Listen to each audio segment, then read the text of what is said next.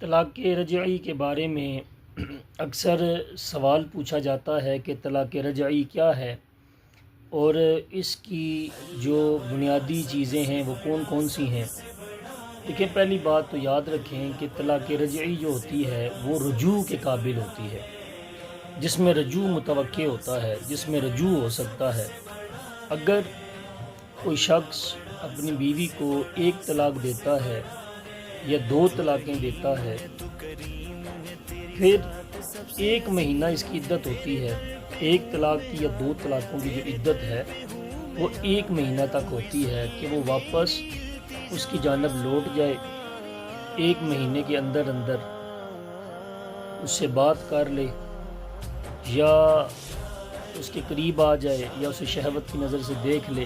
جو بھی لوازمات راضی ہونے کے لگتے ہیں وہ سارے جو بندہ کرتا ہے اس سے ثابت ہو جاتا ہے کہ یہ رضامندی ہے، اس سے رجوع ثابت ہو جاتا ہے۔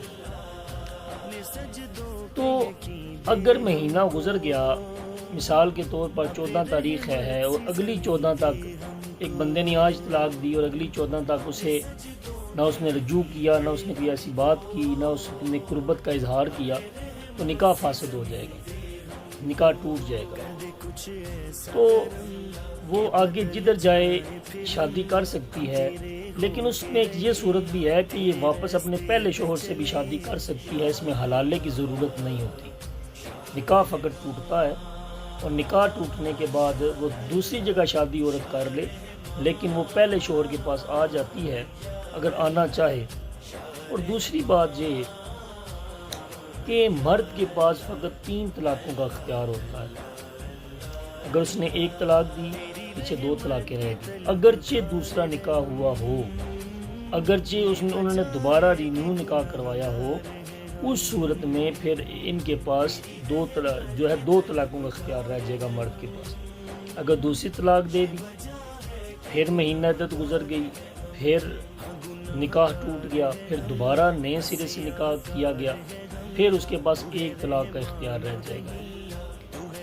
تو سمجھنا چاہیے اس بات کو کہ مرد کے پاس ایک عورت کے لیے فقط 3 طلاقوں کا اختیار ہوتا ہے۔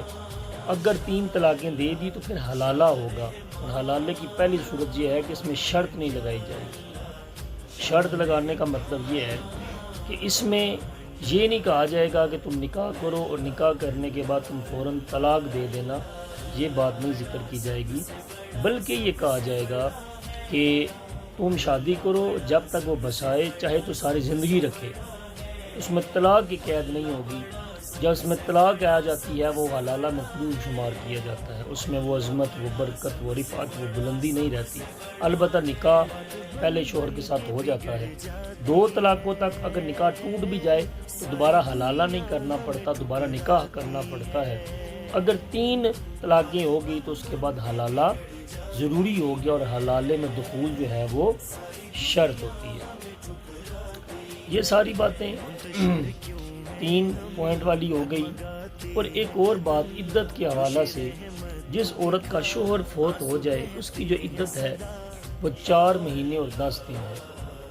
جسے 1 طلاق ہوئی ہو یا 2 طلاق سے اکٹھی ہو جائیں، اس کی عدت جو ہے وہ 1 مہینہ ہے، اور جسے 3 طلاقیں ہوئی ہوں اس کی عدت جو ہے وہ 3 مہینے ہے۔